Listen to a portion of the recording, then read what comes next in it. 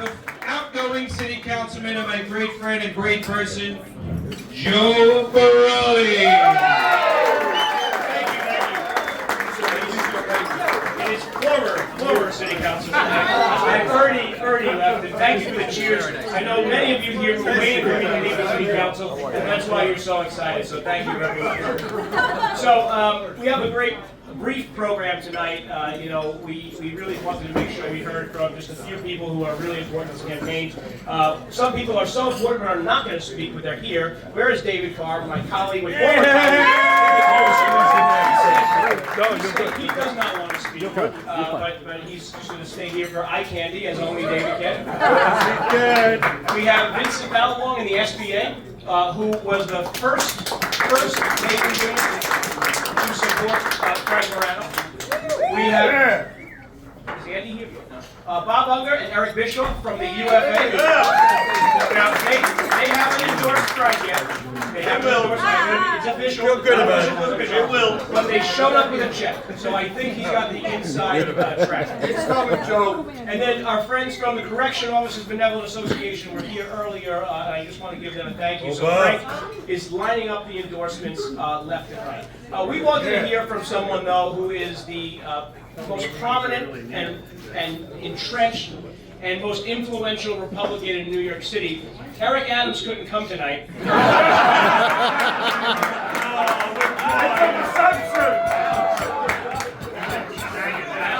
Guys, that's a joke. Stay home until it's not. It's a perception.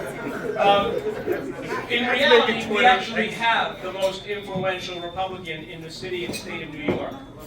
She is someone who was my desk mate in Albany. She sat right next to me when she was in the state assembly. We were both, the political equivalent of little kids picking our noses and eating our own boogers, right? We were young. Oh, she did that. I'm telling you that. But I saw this amazing woman, this amazing legislator go from, this newbie, this rookie, to become the most important and influential Republican in New York City, who's now, not only known here in Staten Island, but known nationally as one of the most loyal supporters of President Trump. We can give a round of applause to him right now. But also someone who is incredibly influential and leads the New York City delegation as the only Republican, but she is the voice of all the New Yorkers like us, not just here in this borough, but all the New Yorkers like us in the outer boroughs that support law enforcement, that have to rely on cars, that are worried about our home insurance and our mortgage payments. All the people that live like us in New York City in the 5 boroughs, she's the only voice that we have representing us. So I'm going to let her say nice things about Frank, because you're going to hear enough of those from other people. But let me introduce Nicole Malliotakis.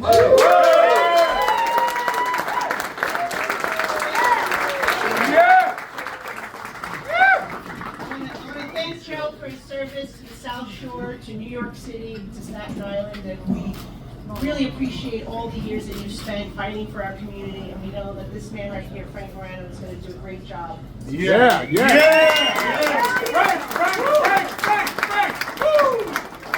also want to acknowledge our former Congressman, Dan Donovan, who's here.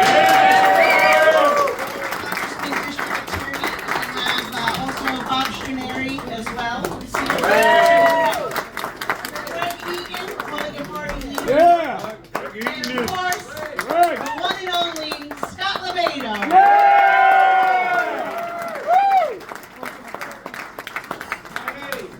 It is.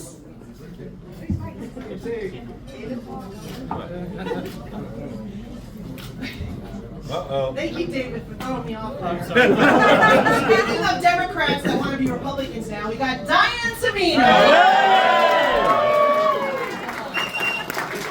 All right. It is great to be here. Jolene. Get about Jolene. Jolene's here. We have a lot of very important people. Everybody in the room is important. I see Kenny Quinn in the back, too. Kenny! Anyway, look. We have a great opportunity to elect a great person to represent us in the New York City Council. We are all here. It's a very diverse group. is a group that is from not just Staten Island, but elsewhere, but predominantly Staten Island. That's right. And we know Frank for many years. We've grown up with him. We've worked with him. We've done community service with him. We've been politically active with him. And he is somebody who truly loves Staten Island and our city. Remember when he used to throw parties and he refused to leave the 5 boroughs? That's how much he loves New York That's the City. man. Wait, he's not throwing parties anymore? And know how much he loves small business, that he refused to go to chains or have to do your event at a small business in our community. That's Frank Morano. He is somebody who truly loves the South Shore of Staten Island, our city, our state, and he's going to be a genuine fighter for this community. We know what he stands for because we hear him speak about it every single day on the radio, right? I mean, this is somebody who has common sense, very intelligent, very well spoken, and he's not afraid to speak out on the things that concern our community. And that's what we really need at the end of the day, because we are so outnumbered, Democrats to Republicans in this city, right?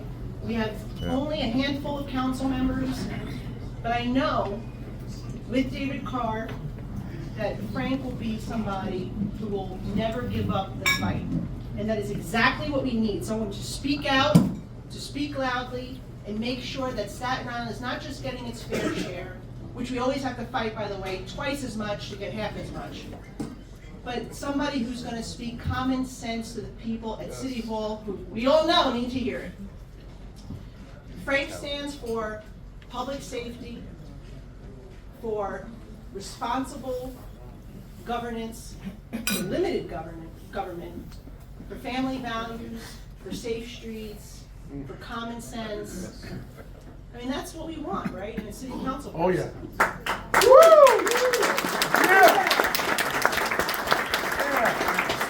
And at this time right now, where we finally have a Republican trifecta in Washington, thank God. Yeah! And we have a partner in the White House in President Trump. Yeah! That is finally holding our city and state officials accountable for what they've been doing to us, using our tax dollars to do all sorts of ridiculous things in our city. Now is the perfect time for somebody like Frank to step in, to step up, and be a partner that I need as a federal representative. The only one, by the way, that represents our city of Washington. Frank Morano is the type of partner that I need, that David needs, that all of us need at City Hall. So with that, I introduce my good friend, your good friend, our good friend, the next City Councilman.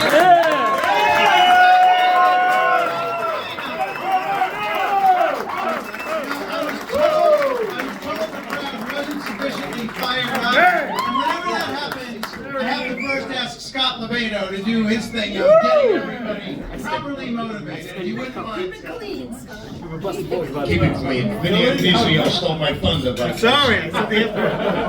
first of all, I want to thank a man in this room. What's his name? Dan Donovan, right there. Thank you for something. Let me tell you something. For those of you who know me and my history, I've done some things that got me.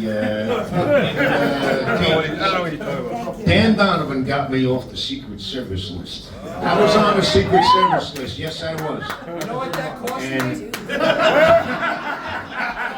5-year statute of limitations, right? It was a wonderful thing. It really was. Because if you remember when Donald Trump first came to Staten Island the first time around, it was at the Hilton, and whoever was running the Republican Party at the time was like, all right, Scott, you're gonna present the president with a painting, it's gonna be great. And then the owner of the hotel called me and said, sorry, the Secret Service said Scott Lebedo's not allowed anywhere near the property, 100 feet away. Needless to say, blah, blah, blah. Dan got me off that list, so that's why I went down with Trump all the time. Just want to thank you for that, Dan. Back to the main event here. What I've been telling people a lot lately is just because Donald Trump won, and we got the trifecta, and everything is where we're going to be. We almost lost this country for forever. Yeah. We have this country back for another 1,000 years. Yeah. But I want people to understand that complacency is what got us in the predicament in the first place. And I cannot emphasize to you folks to not be complacent because we have Donald Trump, because there's a lot of fires that still are smoldering in the local areas. And this city is one of those areas. We have Governor Cuomo who wants to run for mayor now. I put the word out already. They're not going to be on his side 24/7 to make that not happen. But the moral of the story is this man, Frank Morano. The beauty about me is that I have no filter and I have no obligation. I owe nobody anything on any party, any which, whatever. So people are always afraid when they give me the microphone because I speak the truth. I would like to address the elephant in the room. Okay, we here, I think I speak for everybody in this room. We are all friendly and we are part of the family of the Vasellas. That is a fact. Now, the difference is we love Vasellas and his children. I know them, I've had drinks with them, but this young guy is 26 years old. And I already texted Vito, I said, listen, down the road, this kid has one hell of a future. That's a fact. And I will back him when it comes to whatever he runs. But at this point in the game, like I just said, we are still fighting a lot of fires locally. And we need somebody with experience at this point. Not only with experience, but with balls, okay? I got balls, I hang out with people that have balls. Some of the women in here have balls. But it's a compliment, it's a compliment. And Frank's got those balls, he's got that common sense. And again, any other time would be different, but right now, we need somebody with experience. And if you don't know Frank, remember he was a kid. He was like 10 years old and he was doing like this political commentary, smarter than any of us in the room. This is the guy we need, okay? So let's all keep that in mind. We're Staten Islanders, we're all family, we're all friends. But right now, we need this man in office. That's right.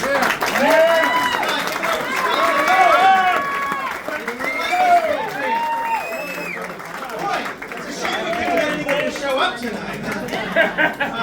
My thanks to Bobby Unger and Eric Bischoff and everybody that's here from the UFA for getting the fire department to look the other way on the overcapacity situation that we're dealing with. Thank you. I appreciate that. Close those eyes. I want to especially thank our host, Joe LaRocca. Yeah, Joe. Of this establishment. A friend of mine for many, many years. When I knew him when we were kids, he worked in a restaurant. Now I think he owns 5 restaurants, and he's the biggest restaurant entrepreneur among small business owners there are. And when he asked what we wanted to do tonight, I said, Joe, I trust you in terms of the food. I told him the same thing that I told my wife Rachel when we were planning our wedding. My only condition is we need an open bar. So that's what we Thank you, Joe LaRocca, and everybody here at Compagno. I also want to thank my family for being here, my wife Rachel, my father, and technically my stepmother Liz, but she's really my second mother, for being here. My brother-in-law Daniel, and my uncle Steve, who's also my godfather, is hanging around here somewhere.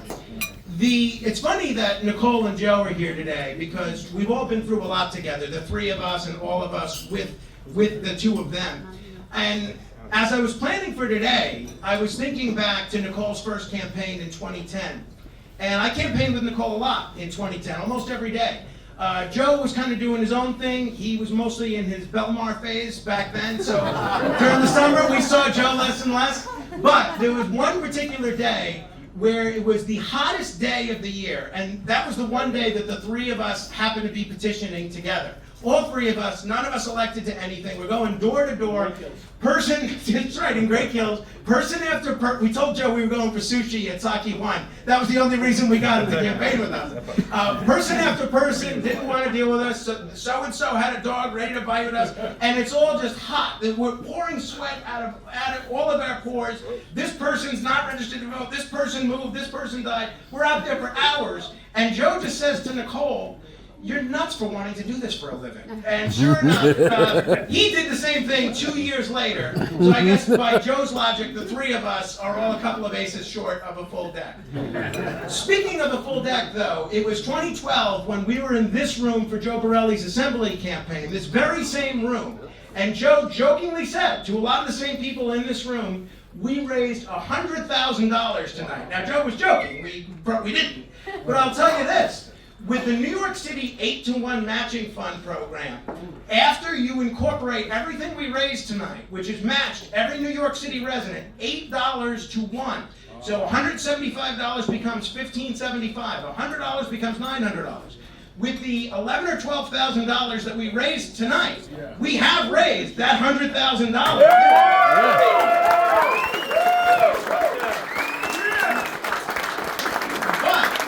I have Lou Martini's here, who was not only in The Sopranos, who was great in The Sopranos, but in The Godfather. As they say in The Godfather, as Tessio said to Clemenza, we're going to need it now. Because a week or two ago, everyone, not me, but a lot of other people thought this race was a sure thing. I went to Anthony Rapacciolo was kind enough to invite me to the Carl Beanie Foundation event. Person after person, every nonprofit on Staten Island was lining up to ask me for grant money. Who's with you now? This is before I'm even on the ballot. They're all asking for money. People I've never met before. I never thought this was a sure thing, but the one thing that is sure is that in the last week, this race has become significantly more competitive. And this race is going to be something that I think I'm going to run with my head held high. We're going to run on a record that I'm proud of. And at the end of the day, largely due to all your support, I think we're still going to win. Yeah. We're going to win.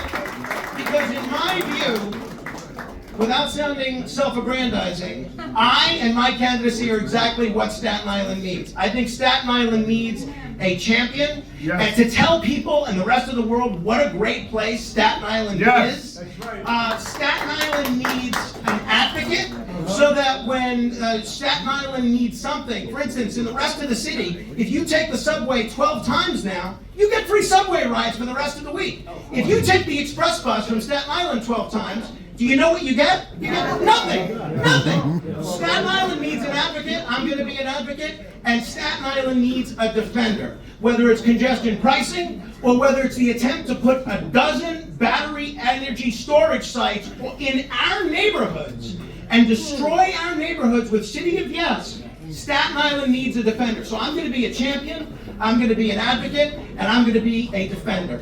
And I especially want to thank everybody on our host committee that made this possible and that was willing to be a part of putting this together. But two people I especially want to thank are Scott Lebedo and Craig Eaton. Specifically, a lot of great people here. Former candidate for governor Larry Sharp is here as well. Thank you, Larry, for all your great work. When the dynamics of this race changed a little bit a week ago, I know a lot of us have, it's got to be Johnny P, without even looking. So, when the dynamics of this race changed a week or so ago, I called everybody that I knew that had been very outspoken supporting me, and I said, look, I know you have relationships with so-and-so and so-and-so. If you need to reevaluate this race and do something else, I'm not going to hold you to anything. At the end of the day, relationships and friendships are a lot more important than any election. Do what you need to do. Just about everybody has stuck with me. Scott Lebedo and Craig Eaton acted like I was crazy even asking them that. So it means a lot that you're both here. But this is a special election. It's not just a special election because it's not in November or June. It's on April 29th. It's a special election because we've never seen anything like this before on Staten Island.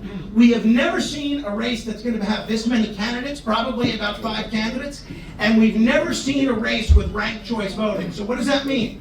If you meet anybody that's for one of the other candidates, it wasn't a ranked choice voting election. I mean, in fairness, And there were 3 candidates in that race. Okay. for those of you who remember, that's just Whoever's in charge of the bar, please cut Vinny Ignazio. So if you meet anybody that's for any of the other 4 candidates, obviously it would be great to persuade them to be for me, but because this is a ranked choice voting election, what I'd love for you to do is say, okay, I know you have to be for so-and-so or so-and-so. Make Frank your second choice. Rank him second on the ballot. Because as David Carr knows from his election, which he was not leading on the first round, that could make the difference in winning or losing this. So please tell all your friends, everybody you know in the South Shore, if they're not going to rank me first, have them rank me second. I especially am glad so many of my neighbors are here. My neighbor Tara, my neighbor Deborah, my neighbor John Charles. Because if you walk by our block, it really typifies what the typical American dream neighborhood is, what the typical Staten Island neighborhood should be. All of our kids play with one another. A lot of times, you know, it's not even clear whose house is who because everybody is going in and out of everybody's house.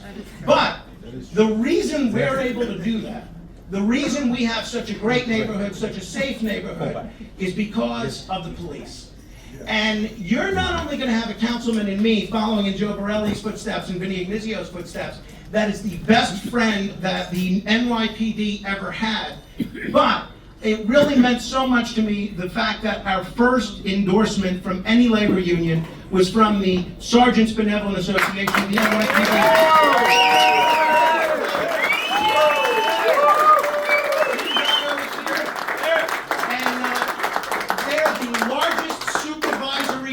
Of any law enforcement union in the entire country. It meant a lot to have them jump on board first. And we're going to hopefully win over the UFA, COBA, everybody else. So I will end by just telling everybody, there's a lot of enthusiasm in this room, and I'm appreciative of that. But the most important date of this election is not April 29th. It's not even the 7 or 8 days of early voting leading up to April 29th. It's really the next 2 weeks. Because this is a sprint. The election is taking place in 75 days. We have a little bit of a head start. That head start is diminishing quickly. This whole election, as everybody that's run for office here knows, Joe Calderera, Bob Straneri, Joe Ween, Frank Fontano, Larry Sharp, Mike Ragusa, everybody knows. It comes down to a voter ID operation. So it's not glamorous, it's not exciting, but what I'm going to need everybody who's supportive of me to do is make a list of every single person you know in the South Shore and ask them to vote for me, and then we're going to follow up. We're going to, after you have made that contact to tell them to vote for me, we're going to follow up and make sure they all come out and vote. Any questions, you can see our great campaign team led by Frank Rapicciolo, who is somewhere. Frank, he's the bold, husky fellow. Although there are a few of us okay. So we really need your help. The next 2 weeks, whether it's putting up a lawn sign, whether it's volunteering for a day or every day, we could really use your help. By the way, thank you to everybody that volunteered to put this together, this event. Lorraine Scanny, Michelle, formerly of Joe Borelli's office, Anthony Rapicciolo, Frank Floridia, and George Passarella. Our team's been incredible. So, Joe. And Joe Borelli? No, Joe the owner. Oh, yeah, I thank Joe LaRocca. Again, make sure Vinny gets... I need your lot. As Vinny reminds us, wherever we're going to be on April 29th, we are going to be celebrating a major victory party.